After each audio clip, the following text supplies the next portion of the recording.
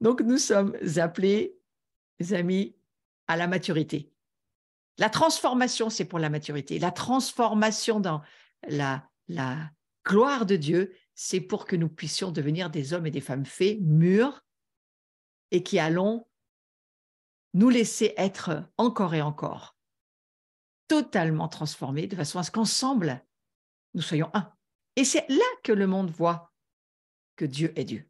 C'est à ce moment-là que le monde va connaître directement Dieu au travers de ce que nous allons libérer de qui nous sommes.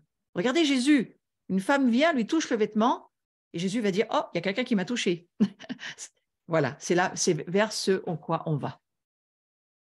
C'est sur ce domaine-là qu'il faut commencer à vouloir aller et voir et sortir des informations pour rentrer dans le surnaturel impressionnant que Dieu nous propose de vivre. Donc la maturité spirituelle, elle se mesure par les changements produits par la présence de Dieu. Hein, vous voyez, la gloire de Dieu, c'est une présence. Et sa parole dans notre vie. Ça résume tout ce que je suis en train de vous dire. Sauf qu'il ne faut pas prendre ça comme une information.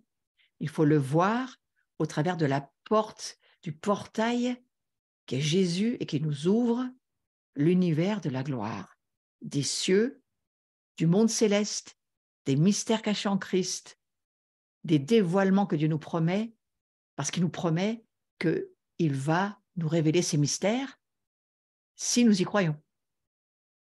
Donc voilà cette transformation.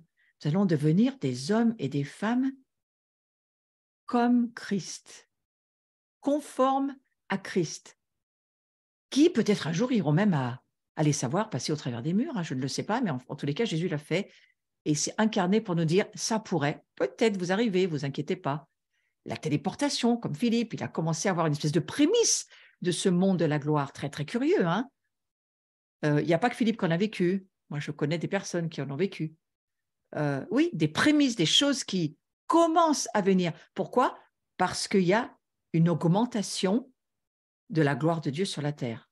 Hein, parce que de plus en plus d'hommes et de femmes se remplissent, se laissent être transformés, deviennent cette gloire et ça change des choses.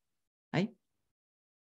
Alors, il ne faut pas, je pense qu'on n'est pas là à chercher le côté, magique et sorcier, hein, parce que ce n'est pas du tout ça dont je vous parle. Je ferme mes cours à ceux qui ne sont pas nés à nouveau pour le moment, voyez-vous. Mais j'ouvre ce cours à des personnes qui veulent se laisser être transformées. Donc, voilà. Si c'est votre cas, ça va se produire. Il y a des choses que vous allez commencer à voir, à entendre par la foi. Et là, vous allez prendre du poids de maturité. Ça s'appelle comment dans l'Écriture? Ça s'appelle le poids de gloire. Il y a un poids de gloire qui va s'installer chez nous. Christ en nous va devenir de plus en plus lui-même. Et d'ailleurs, il y a un verset qui dit que quand on va le voir tel qu'il est, quand il reviendra, nous le verrons tel qu'il est. Je crois que nous le verrons tel qu'il est, tel nous sommes en train de devenir. Alors, on va le mettre dans les choses anciennes sont passées, elles sont totalement passées, mais elles sont quand même en train de passer. Hein, c'est un présent continu en grec. Les choses anciennes sont en train de passer et la nouvelle création, les choses nouvelles sont en train d'arriver, hein, sont en train de devenir ce qu'elles sont déjà dans les cieux. Donc, si nous choisissons de ne pas changer, nous nous faisons du mal, à nous et à notre entourage, surtout, parce qu'on est à ce moment-là, quel genre de témoignage donnons-nous de ce que la Bible dit que nous sommes? On bloque aussi toutes les générations qui viennent après nous. On risque de perdre ce fameux oui qu'on a donné à Jésus. Le jour où nous avons dit oui à Jésus, nous avons dit oui à quel Jésus? Qui est ce Jésus avec lequel nous sommes fiancés, avec lequel nous allons nous marier pour le repas des noces qui nous attend? Qui est cette épouse? Quel est l'époux? Qui est-il cet époux dans les cieux? Ouais, il est parfaitement homme, c'est Christ, et il se retrouvera, c'est sûr, mais il est parfaitement Dieu dans toutes ses gloires. Alors là, il a retrouvé ses gloires. Et regardez que lorsqu'il était rempli du Saint-Esprit et qu'on a reçu une part de la gloire, chacun, une part du Saint-Esprit chacun, regardez lui, déjà ce qu'il a fait, et on va faire des choses plus grandes que lui, à ce que Jésus a dit. Bon, voilà. On ne va pas se laisser être noyé, mais on va quand même commencer à essayer de croire autre chose que des informations. Et lorsque nous décidons de changer, nous pouvons bénir des multitudes, parce que je crois que c'est à ça que nous sommes appelés. Il faut néanmoins se préparer à la persécution et à la perte, parce que la gloire de Dieu, ça demande d'être totalement mort à soi-même et dépouillé. Ouais. Donc, vous voyez, Dieu veille là-dessus. Moi, je ne m'inquiète pas trop, je sais que Dieu veille sur ce domaine, mais j'aime bien ce visuel qui dit qu'il faut absolument faire face au changement. Il faut absolument. Le changement affecte notre façon d'entendre la parole, il nous influence dans notre recherche de Dieu. Nous écoutons la parole de Dieu attentivement, beaucoup plus attentivement, pour recevoir sagesse, révélation, pour la mettre en pratique dans notre vie. On a une attitude d'obéissance parce qu'on n'est pas là pour avoir quelque chose, on est là parce qu'on est quelqu'un. On n'est pas là pour avoir l'amour de Dieu ou pour avoir un peu plus de résultats de prière. Mais non, on est là parce qu'on sait qui on est. Et donc, on sait que le changement, on ne peut plus vivre comme des poussiéreux. On veut vivre aujourd'hui dans la vérité de qui nous sommes, dans la réalité du royaume de Dieu, la réalité de sa gloire. Et alors, j'aime beaucoup ce poisson-là parce que je me dis, eh bien oui, il y a vraiment besoin de changement. Mais n'empêche que nous restons dans notre incarnation. Oui. Il faut faire face à ce changement. Il faut sortir de l'ancien monde et rentrer dans une nouvelle révélation, nouvelle eau. La parole de Dieu, c'est l'eau. Ouais, ça m'a parlé de me dire, mais ô combien ne restez pas là où vous en êtes. Et si vous avez une fatigue et que vous êtes découragé ce soir, on va prier pour que vous ayez encore plus faim et soif de voir par la foi, par les yeux de l'être spirituel que vous êtes, ce qui vous attend, ce qui nous attend, parce que c'est là où on va.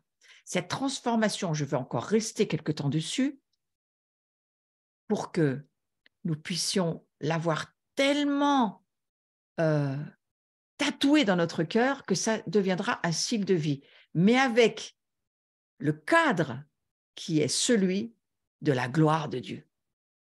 Ouais. Alors, si la gloire peut être un cadre, expliquez-moi. C'est ce pourquoi nous cherchons la transformation. Parce que Jésus nous dit, je suis venu vous montrer qui vous êtes pour Dieu. Je ne suis pas venu me montrer moi-même, je suis venu vous révéler le Père. Et le Père, lui, il est venu vous dire qu'il veut vivre avec vous. Vous redonner la gloire, vous redonner l'atmosphère, que vous redeveniez sa maison et que lui, il redevienne votre jardin. C'est cela le projet de Dieu. C'est un projet extraordinaire. Et le fait de nous laisser être transformés de gloire en gloire, c'est parce que nous voulons grandir, nous voulons mûrir, nous voulons plus de ce poids de gloire, nous voulons plus pouvoir donner de Dieu à ceux qui sont autour de nous, même parfois sans rien faire, simplement en étant présent quelque part, en libérant l'atmosphère que nous portons, qui est Christ en nous. C'est pas nous, ça n'a rien à voir avec nous, puisque le vieux nous n'existe plus, mais le nouveau nous en Christ, c'est cela dont il est question. Je vais prier parce que c'est l'heure de nous quitter, mais je voudrais prier ce soir pour que cette transformation se fasse pendant que vous lisez la parole de Dieu, pendant que vous écoutez ce que Dieu vous dit, que vous puissiez oublier tout ce qui est en arrière, comme Paul nous le conseille, parce que c'est lui qui le décide. Je n'écoute plus les anciennes voix, les mauvaises voix, parce que je les discerne. Je n'écoute plus tout ce que Satan me raconte et tous ces mensonges. Je n'écoute plus. La radio est fermée. Radio Nostalgie fermée au nom de Jésus. Je ne veux plus écouter que ce que Dieu me dit par le Saint-Esprit qui est en moi. Et vous savez quoi? Ça sera toujours édifiant, ça sera toujours honorable, ça sera toujours positif. S'il y a quelque chose qui ne va pas, il vous corrigera, le Seigneur, mais il vous corrigera simplement en vous donnant une conviction de péché. Et alors, ça sera très simple parce que cette conviction, elle sera l'occasion pour vous de transformation pour plus de gloire. N'oubliez pas ça. Dieu nous veut pour lui. Il a vraiment ce projet phare que l'homme et la femme, aujourd'hui, la réparation, les restaurations que nous vivons déjà maintenant sur la terre, c'est pour maintenant. C'est pour que nous puissions manifester le Christ qui est en nous, qui est nous. Nous sommes, c'est plus moi qui vis. C'est Christ, c'est la gloire de Dieu qui vit en moi et que cette gloire, aujourd'hui, je veux pouvoir la manifester à ceux qui sont autour de moi comme Dieu le veut. Donc, vous comprenez bien qu'il faut vivre avec un attachement de plus en plus près avec Christ et avec le Père et avec le Saint-Esprit, dans cette union que nous avons, cette communion que nous vivons. Alors, il faut vraiment suivre ce que Dieu nous dit dans notre cœur, pas dans les informations que nous avons, parce qu'on en a beaucoup trop, mais dans ce que Dieu nous dit aujourd'hui dans notre cœur. Et aujourd'hui, eh bien, si vous entendez cette voix-là, écoutez-la, ouvrez-lui la porte, parce qu'il y a vraiment de nouvelles révélations qui sont pour chacun de nous et pour vous en particulier. Je prie que vous soyez bénis, je prie que cette gloire continue de vous transformer, je prie que vous compreniez bien que vous avez un appel à la vocation céleste et que c'est exactement ce que Jésus essaye de nous faire comprendre. Je suis venu d'en bas, mais avant de venir d'en bas dans ce corps de chair, j'étais déjà né d'en haut.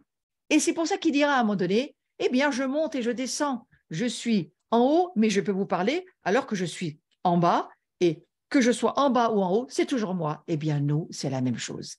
Alors, apprenez à vivre dans cette nouvelle dimension de la gloire et comprenez par la foi qui vous êtes. Amen. Passez une belle soirée. Alors, quelques annonces. Moi, je suis pour le prochain cours le 2 février. On se retrouve et j'irai sur les obstacles à la transformation. Ça sera intéressant d'en parler. Ensuite, je suis tout le week-end dans la région de l'Alsace-Bossu, à Diemeringen. Donc, si vous voulez me rejoindre, que vous êtes dans le coin, bienvenue. Je serai là pour plusieurs rencontres. Je fais le vendredi soir avec l'association Esther, le samedi après-midi, formation sur divers thèmes. Je crois que je vais toujours aller autour de la gloire, mais en creusant sur des sujets divers et variés. Le soir, réunion, miracle et guérison, où on va faire une soirée, on va libérer cette gloire, justement, c'est l'occasion. Et puis le dimanche matin, on m'a invité de nouveau à prêcher dans l'église de Thierry Gaillard, l'église luthérienne réformée de Diemeringen. Et vous savez quoi? Eh bien, ils ne l'avaient pas prévu, mais leur sujet, c'est « Et que sur toi, la gloire se lève ». Alors finalement, ils m'ont dit « Oh, ben, ça serait bien que tu nous amènes un petit peu ton sujet ». Donc voilà, vous pouvez me rejoindre le matin à 10h dans cette église. Week-end Maison de Jean. J'en ai déjà parlé beaucoup de fois dans les cours précédents. Voilà, vous avez les infos. 4-5 février, rejoignez-nous. C'est un week-end où on va s'exposer à la gloire. Surexposons-nous à la gloire de Dieu. Ensuite, il va y avoir une journée de formation de 10h à 17h30, 18h à peu près. Amenez votre casse-croûte, votre pique-nique. Nous passons cette journée ensemble dans la gloire de Dieu. C'est le 25 février. Ensuite, je vous rappelle ce rendez-vous de Pessard le 6 avril. N'oubliez pas, soyez là, présentiel, en ligne, on a besoin de vous. Et on sera très, très heureux de tous vous retrouver. Toutes les infos, vous pouvez les avoir sur notre site. Et moi, je vous attends sur ma chaîne YouTube. C'est là où je mets plein de choses intéressantes. Et si vous n'êtes pas abonné, mes amis, abonnez-vous. J'ai vraiment besoin. Je ne suis pas très, très loin des 1000. C'est bientôt la bouteille de champagne. Bonne soirée. À bientôt.